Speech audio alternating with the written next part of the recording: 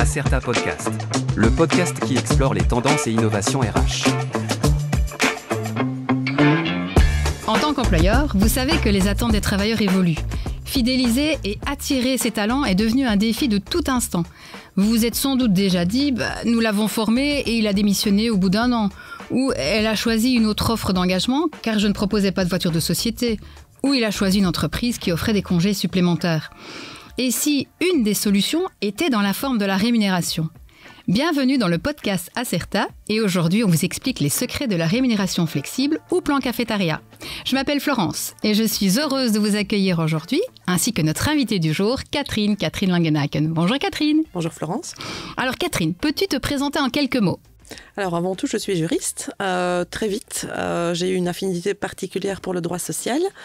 Et donc en fait, c'est une matière que je pratique depuis plus de 20 ans maintenant. Et puis au fil du temps, c'est un peu le sujet des rémunérations alternatives qui est devenu mon dada. Rémunération alternative en tout genre, mais le plan cafétéria en particulier. Donc on peut dire que tu es une pro de la rémunération flexible. Une pro, oui, on peut dire ça. Oui, on a besoin de toi. Donc heureusement, car on a vraiment plein de questions. Donc est-ce que... Moi, j'ai entendu dire que ce plan il n'était possible que pour les grandes entreprises. Est-ce que c'est vrai ? Non, c'est pas tout à fait exact. Donc, le plan cafétéria, en fait, peut être mis en place dans n'importe quelle société, quelle que soit sa taille, quel que soit le secteur. Maintenant, évidemment, il y a des contraintes juridiques dont il faut tenir compte.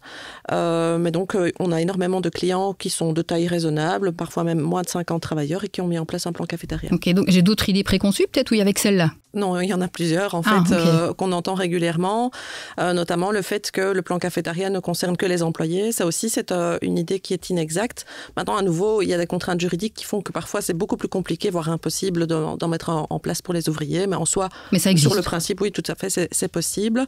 Et une dernière idée préconçue qu'il faut absolument abandonner, c'est l'idée que le plan cafétéria a pour vocation de optimiser les rémunérations. Ce n'est pas la vocation du plan cafétéria, c'est de rendre la rémunération flexible. Ok, on retient flexible et pas optimisation. Exact. Et on enlève les idées préconçues. Du coup, on peut rentrer dans le vif du sujet maintenant qu'on a de bonnes bases. C'est qu'est-ce que le plan cafétéria ? C'est quoi la rémunération flexible ? Comment ça fonctionne concrètement ? Donc le principe de base, c'est un échange de salaire. Oui. Voilà. Donc, on va examiner au niveau de la politique interne de la société, en tenant compte des contraintes légales et sectorielles, s'il est possible de rendre flexibles certains éléments de la rémunération. Oui. Donc, par exemple, une prime de fin d'année, quand elle peut être rendue flexible. Donc, pas pour tous les secteurs. Voilà, exactement. Okay. C'est pas généralisé. Donc, quand on peut la rendre flexible, eh bien, on va utiliser cette prime de fin d'année pour créer du budget que le travailleur va alors pouvoir utiliser pour choisir d'autres avantages. Alors, statistiquement, ce n'est pas la prime de fin d'année qui est la source de budget la plus utilisée. C'est plus laquelle souvent alors ? Le bonus individuel.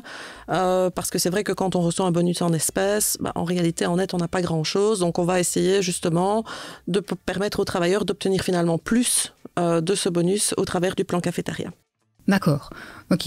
Donc, pour l'employeur, c'est le même budget. Il y a une forme de neutralité ou Voilà, c'est comment... ça. Donc, en fait, quand on va calculer le budget que représente l'élément salarial converti, on va tenir compte, en fait, des charges patronales qui pèsent sur ce budget, oui. sur cet élément salarial.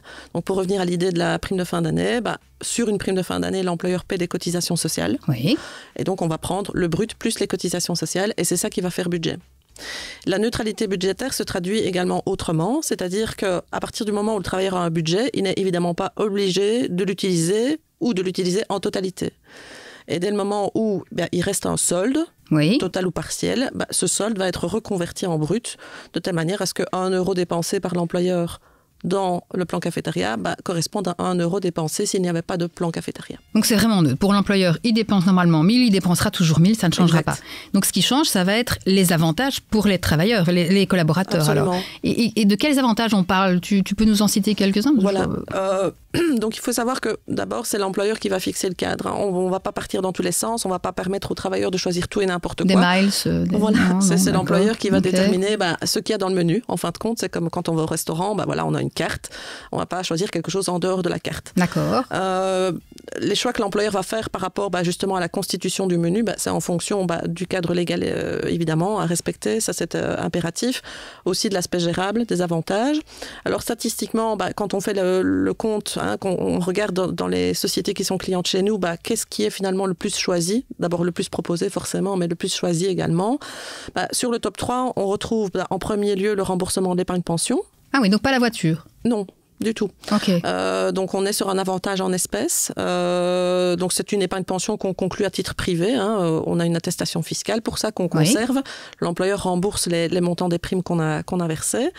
En deuxième lieu, on a le multimédia, qui est extrêmement prisé également. Donc c'est quoi, PC, téléphone? Oui, voilà. Donc on ne va pas partir sur des télévisions, ce genre de choses. Donc on reste vraiment sur le matériel multimédia qui peut servir. Non, pas du tout.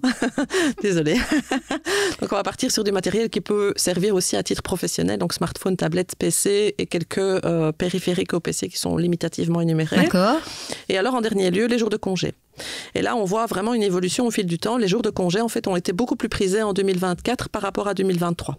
Ouais, toi, l'employeur qui m'avait parlé de ça, et il aurait eu le plan cafétéria, il aurait peut-être gardé son talent. Exactement, oui. Alors après, ça se marque plus dans certaines tranches d'âge, les plus jeunes et les plus âgés, on va dire, statistiquement. Mais voilà, c'est quand même une évolution qu'on a sentie par rapport à 2023.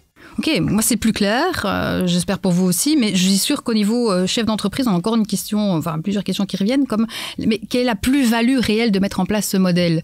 Est-ce qu'il y a des grands axes qui se dégagent, quelque chose qui va faire en sorte que oui, ça vaut la peine de le mettre en place? Évidemment, c'est un élément d'attractivité et de rétention de personnel, parce que une entreprise qui a mis en place un plan cafétéria va être quelque part un employeur beaucoup plus moderne, beaucoup plus attirant, parce que il va permettre à son travailleur ou à son candidat de constituer au moins en partie, de manière personnalisée, son package salarial. Et cette notion de personnalisation, en fait, peut être rattachée à la théorie de l'ABC, donc A comme autonomie, B, belonging, donc l'appartenance. En fait, le fait pour un travailleur de pouvoir retrouver une certaine autonomie dans la constitution de son package salarial va améliorer, en fait, finalement, le sentiment d'appartenance, l'adhésion, l'engagement de ce travailleur à la société. Par ailleurs, quand l'entreprise offre des solutions de mobilité durable comme un vélo de société, par exemple, on touche là à l'ESG qui commence à prendre un peu de place dans la politique RH aussi. Donc, toute cette composante environnementale qui s'insinue également dans la politique salariale. Donc ça va nous aider vraiment à recruter nos futurs talents, mais alors quelle que soit la génération, donc tu peux avoir la génération Y, tous les jeunes qui veulent maintenant... L'idéal, c'est évidemment de pouvoir proposer dans le plan cafétéria des avantages qui vont toucher toutes les fonctions, tous les profils, toutes les tranches d'âge et d'avoir finalement, de permettre finalement à chacun de trouver son bonheur dans le plan cafétéria avec toujours l'idée que le plan cafétéria reste une adhésion volontaire du travailleur. Donc, on peut aussi choisir de ne rien choisir. Donc, c'est vraiment, d'une année à l'autre, le travailleur va avoir des besoins ou des envies, des préférences qui vont varier. Et le plan cafétéria est là pour répondre à ces besoins. C'est bien, c'est créer son entreprise à la carte, en fait, quelque part. Quelque part, oui, c'est ça. Donc, c'est une rémunération à la carte, effectivement, dans les limites du cadre que l'employeur aura posé. Oui.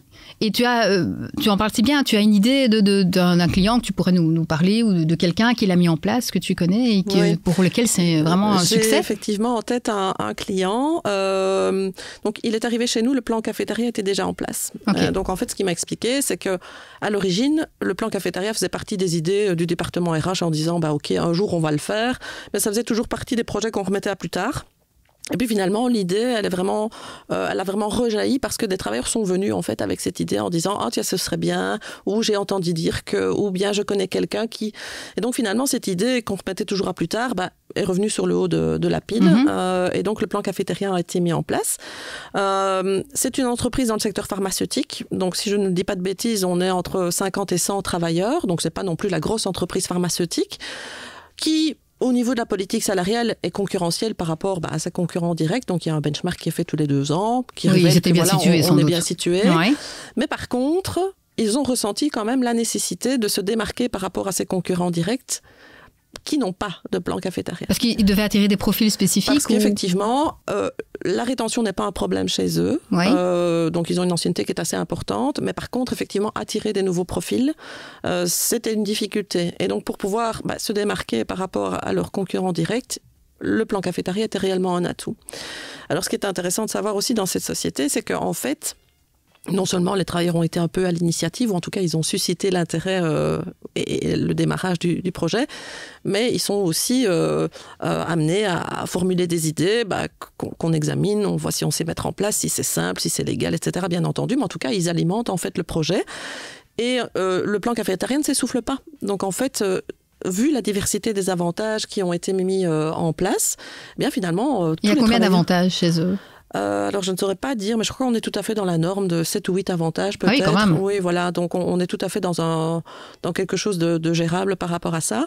Mais chacun y trouve son compte, en fait. Donc, ça a fédéré vraiment les collaborateurs, mais ils viennent encore avec des idées. Oui, et là, en fait, dans cette entreprise en particulier, on est dans un taux de participation extraordinaire, proche des 100%. Donc, c'est et la moyenne, c'est ? On est plutôt vers 60% en général. Ah oui, donc c'est vraiment exceptionnel. Ici, oui, tout à fait.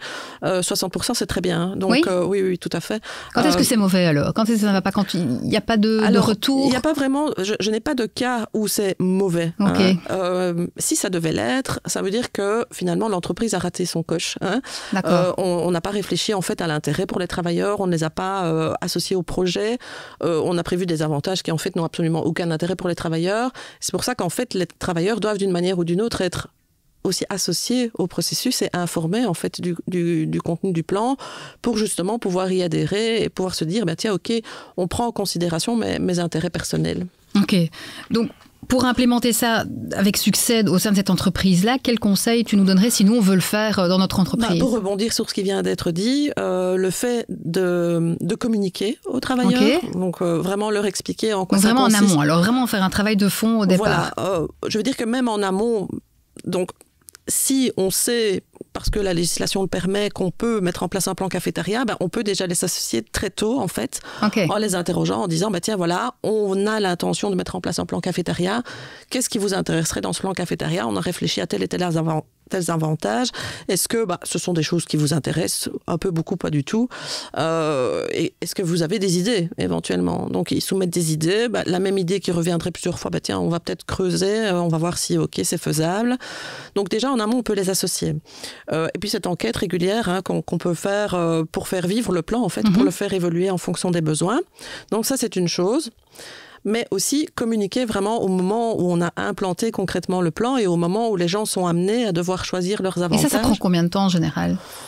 On va compter... En moyenne, voilà, on parce va qu'une dire entreprise entre n'est 3 pas et 6 l'autre. mois, tout dépend un peu de la complexité du plan, le nombre de parties intervenantes, la taille de l'entreprise. La taille de l'entreprise, ça joue ? Oui, parce qu'il peut y avoir des décisions à prendre avec les syndicats. Donc oui, le nombre de parties intervenantes aussi, plus on est nombreux autour de la table, et plus c'est compliqué parfois de prendre des décisions. Donc il y a toute une série de paramètres qui vont influencer la rapidité ou pas de la mise en place. Mais donc tout ça pour dire qu'au moment où les travailleurs sont amenés à choisir leurs avantages, il est vraiment important de leur expliquer en fait en quoi consiste le plan dans le détail. Qu'est-ce qu'on a comme budget, comment c'est calculé, qu'est-ce qu'on propose comme avantage, comment on calcule le coût des avantages, les implications sociales et fiscales des avantages. Donc ça, c'est vraiment très important d'associer les travailleurs. Ok. Quoi d'autre ? Tu as encore une autre idée. Donc, on s'investir dans le projet, bien le préparer, communiquer, donc intégrer les travailleurs et communiquer. Et avec ça, on peut déjà bien démarrer. Voilà. Et alors aussi partir sur quelque chose de pas trop complexe au départ. On ne peut pas mettre tous les avantages dont on a envie tout de suite, selon toi Moi, je ne conseille pas. En fait, nous, en général, on va conseiller chez Acerta de partir sur un plan à 7 avantages, ce qui est déjà pas si mal. D'accord. On peut, bien entendu, y mettre ce qui est le plus souvent prisé, avec d'autres petites choses. Donc, on pourrait démarrer par les 3 que tu avais parlé au départ, qui sont les plus fréquents, et puis augmenter au fur et à mesure. Oui, maintenant 3, c'est peut-être un petit peu peu. D'accord. Voilà, tout dépend. Donc 7 en moyenne, c'est quand même bien. Oui, c'est bien. Et alors, parce qu'il faut que le plan reste gérable, en fait.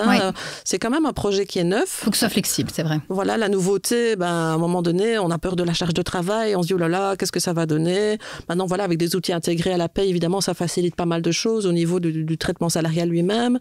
Mais il faut que ça reste gérable pour les RH, et c'est parfois une crainte qu'on a de se dire, oh là là. Oui, c'est ça, le temps qu'on va investir là-dedans, on n'a déjà pas beaucoup de temps. Voilà. Si en plus on doit passer 40 000 heures là-dessus, ça va être... Ça. Mais c'est vrai que ça demande un minimum d'investissement en temps. Mais quand il est mis en place, selon toi, c'est assez fluide. Oui, on a une vitesse de croisière quand même. Oui, tout à fait. Après, il va évoluer. Peut-être qu'on va ajouter un avantage, on va en supprimer un autre qui n'a absolument pas de succès. On s'est peut-être trompé, on a peut-être cru que... Puis finalement... Et donc le renouvellement, c'est une fois par an où on pose la question. En général, on va renouveler effectivement une fois par an. Et on va analyser tous les 2-3 ans si les travailleurs sont toujours satisfaits. Oui, ça c'est vraiment un conseil à donner. Écoute, pour moi déjà, j'ai vraiment beaucoup d'informations, j'ai vraiment envie de signer, mais j'ai quand même encore une crainte. Avec ce qui vient de se passer maintenant, le gouvernement, ça y est, on en a un. Alors, Arizona est en place, mais est-ce qu'il y a déjà dans les grandes lignes ou les petites lignes impacts, un impact peut-être possible sur ce merveilleux plan cafétéria? Oui. Alors, c'est vrai que ça fait déjà des années qu'on parle de réglementer le plan cafétéria, et c'est vrai qu'on aurait pu craindre en fait de vraiment restreindre la possibilité. En fait, c'est pas du tout le cas. Il y a sur les 200 et quelques pages de l'accord de gouvernement, il y a quelques lignes sur le plan cafétéria. Ça va en est sauvé. Voilà. Et qu'est-ce que ça dit? Simplement que dans le plan cafétéria et toute forme d'échange salarial en général, dont le plan cafétéria est une variante en fait, on va limiter l'échange salarial à 20% de la rémunération annuelle brute, ce qui laisse quand même pas mal de marge. Et nous, de toute façon, on la respecte. On est même parfois un petit peu plus strict. Donc nous, on est déjà dans les rails. On est déjà dans les clous. Ok, donc 20% pour toi, c'est quand même faisable. Oui. Ok, c'est parfait, c'est génial. Je te remercie vraiment pour toutes ces informations. S'il y a encore une dernière question, si je peux abuser de ton temps, c'est parce que tu m'as titillé au tout début et tu m'as dit mais juridiquement, il y a parfois on peut pas le mettre en place. Et alors là, évidemment, je vais quand même poser la question.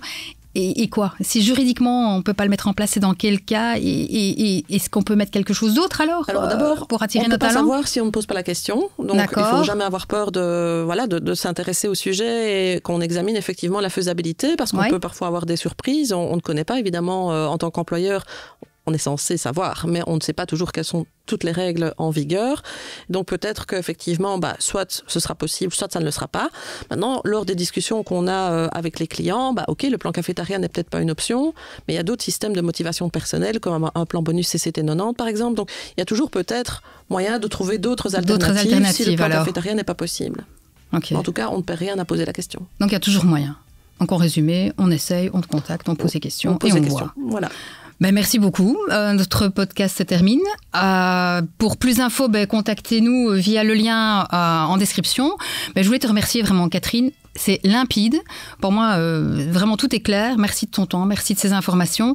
Alors, si vous avez aimé, et là, je compte sur vous, n'hésitez pas à nous laisser 5 étoiles ou à liker cette vidéo, si vous la regardez en vidéo. Merci de nous avoir suivis et à très bientôt pour un autre podcast RH.